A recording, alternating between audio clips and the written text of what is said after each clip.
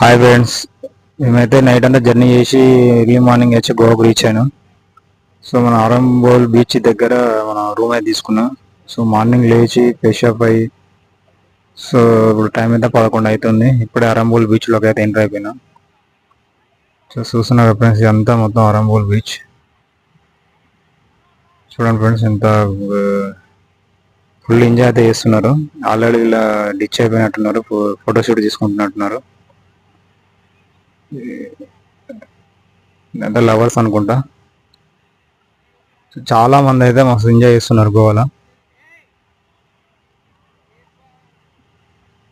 So ఇది వచ్చి Arambol beach.